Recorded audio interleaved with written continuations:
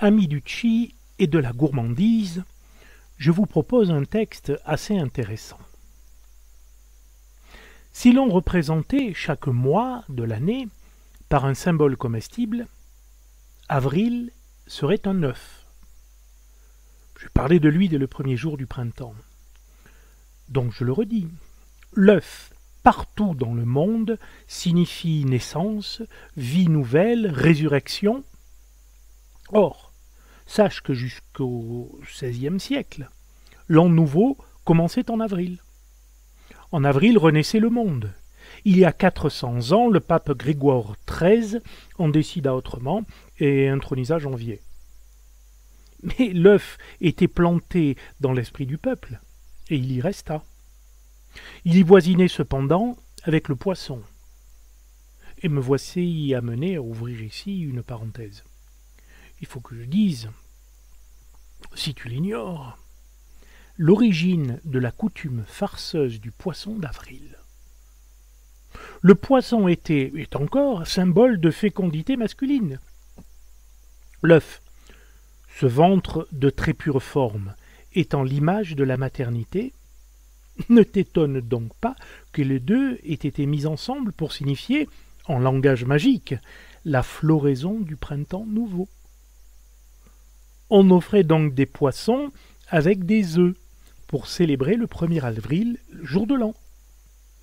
Grégoire XIII et son 1er janvier mirent simplement la coutume sans dessus-dessous, si on peut dire.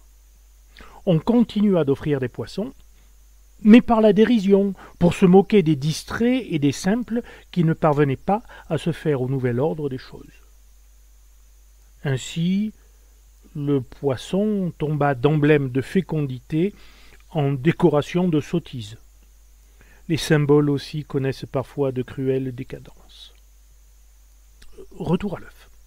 Quelques intelligents historiens proposent l'explication suivante à la coutume de l'omelette de Pâques. La dite omelette marquait la fin des 40 jours du carême, pendant lesquels on ne mangeait ni viande ni œufs. Or, les mécréantes poules n'en pondaient pas moins pendant le jeûne des hommes. Et l'on se retrouvait au sortir de la quarantaine avec des monceaux d'œufs qu'il fallait consommer au plus vite avant qu'ils ne se gâtent. D'où, bonnes gens, la colossale omelette de Pâques. Je ne dis pas que cette explication est nulle et non avenue. Sans doute est-elle raisonnable. Mais la raison ne suffit pas à faire une vérité humaine. Il faut aussi de ces ingrédients essentiels qui font toute la différence entre le mot « vivre » et le mot « fonctionner ». Donc je persiste. L'omelette de Pâques célébrait la fécondité retrouvée. Je laisse aux savants le soin de démonter les machineries du monde. Mes raisons à moi sont impalpables. Il suffit d'un souffle pour les disperser, mais pardonnez-moi si j'y tiens. Elles font plaisir à la vie.